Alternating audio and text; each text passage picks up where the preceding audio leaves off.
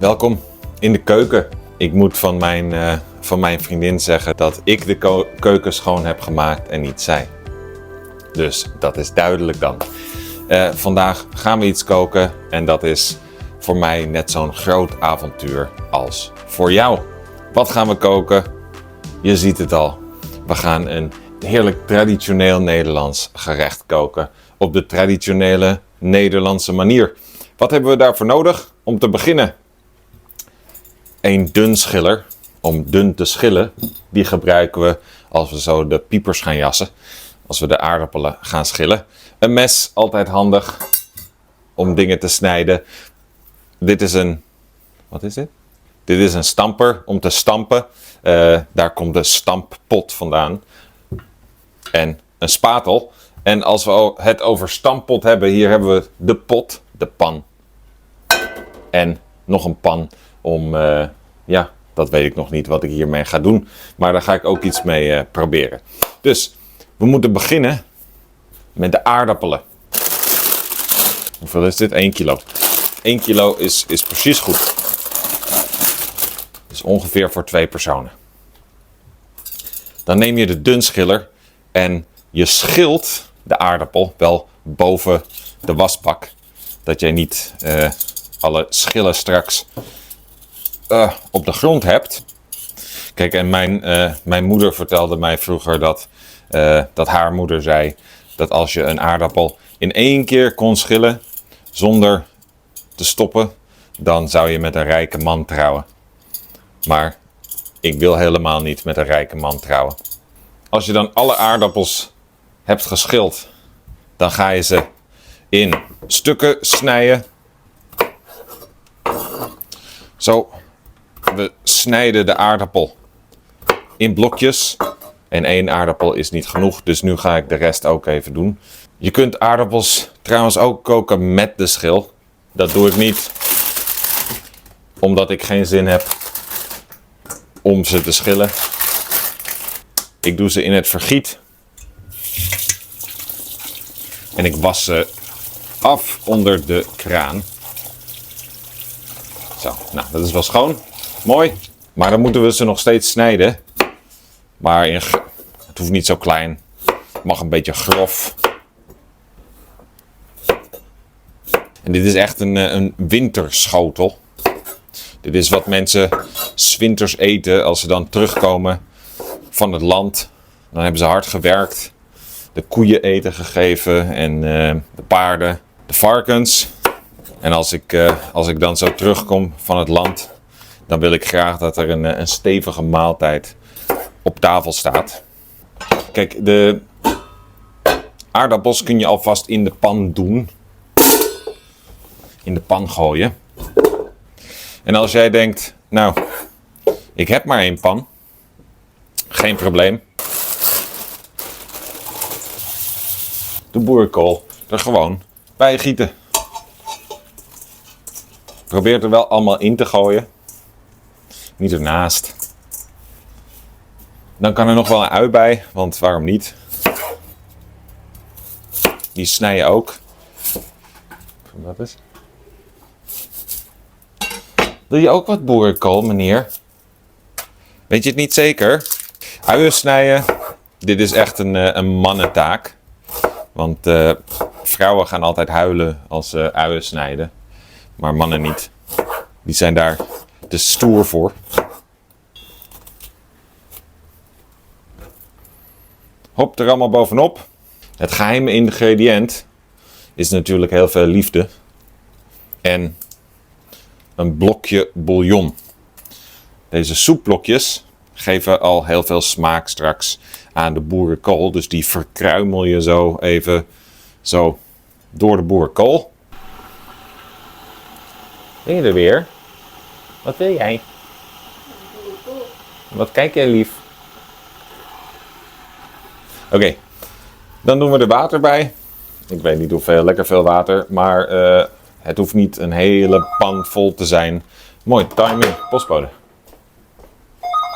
Postbode wil ook boerenkool. Zo, deksel op de pan. En dan zetten we het vuur aan. Niet te hoog. Want dit mag even lekker zo 20 minuten blijven staan. A few minutes later. Dit is allemaal gaar ondertussen. Ik heb een paar keer met de spatel zo mooi geroerd. Dan kunnen we het gaan afgieten. Want al dit water hebben wij niet nodig. Vuur uit. Pan oppakken. Pak misschien wel even een theedoek voor je handen. Anders is het een beetje te heet. Dus je vouwt deze theedoek zo om de handvaten. Hou het deksel goed vast dat het niet valt. Anders heb je een gootsteen vol boerenkool en niet je mond straks. En je giet het water af. Het water is groen door de boerenkool. Dat was geen groen toen ik het erin deed. Geen zorgen. Zo, dat is afgegoten. Nu zit de gare groente en de gare aardappelen en de gare ui zit in de pan. Zet de pan weer terug. Wat doe je nu? Je doet een beetje boter in de pan. Ja, in de pan bij de boerenkool. Zo, dat is wel genoeg. Zout moet erbij. Misschien wat peper. Misschien wat za'atar. Misschien ook niet. Maar vind ik wel lekker. Je kunt ook currykruiden gebruiken. Wat gember. En dit is mix voor aardappelen. Wie weet, we gooien het er ook bij. Ben je nu klaar? Wel nee. Nu heb je iets nodig dat in de koelkast staat. Namelijk melk. Echt? Ondertussen, we willen ook spekjes. Maar ik eet geen dieren. Ik vind dieren veel te lief om ze te eten. Dus ik gooi vegetarische gyros. Nederlandse vegetarische gyros. Even zo op in de airfryer. Voor, nou wat zullen we doen? 180 graden. 5 minuten. Ik vind het goed. Nu, hoeveel melk heb jij nodig? Dat weet ik niet. We gebruiken de maatbeker. En ik denk dat het een halve liter is. Dus ik begin niet met een halve liter. Er kan niet eens een halve liter in hier. Ik begin even met 300 milliliter. Misschien is dat wel genoeg, je weet het niet. Of misschien weet jij het wel, ik weet het niet. Ik doe de melk erbij. En dan heb ik de stamper nodig. En dan komt het stampen van de stampot. Van de tijd dat mensen nog geen food processors hadden en dat soort dingen. Dat ga je nu lekker even zo door elkaar stampen. En daarom noemen we het ook stampot. En dan merk je vanzelf of jij meer melk nodig hebt. Hopelijk niet minder. Want als jij minder melk nodig hebt, dan heb je meer aardappelen en meer boerenkool nodig. En zo te zien was 300 milliliter precies genoeg. Als je dit geluid hoort, dan weet je dat het goed zit. Dat je iets goed hebt gedaan. Nou, de chef gaat even proeven.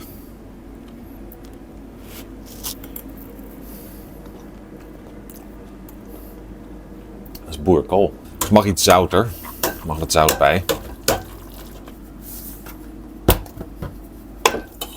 Zo, nog even roeren. Oké, even kijken hoe het gaat met de gyros. Even een keer zo schudden dat het lekker gelijk, allemaal gelijk bruin wordt. Dit hebben we niet echt meer nodig. Maar we gaan het natuurlijk ook mooi serveren met een spatel of met een lepel. Even een mooie kwakboerenkool zo. In de kom. Dan steek je stiekem die lepel erin, want dan smelt die boter vanzelf. Misschien wil je nog wat extra za'atar eroverheen zo. Wat ik ook wel lekker vind, eroverheen om het even gewoon traditioneel Nederlands te houden. Misschien hou jij wel van wat jalapeño's en wat tahin. Nou, nog wat gyros recht uit de airfryer eroverheen.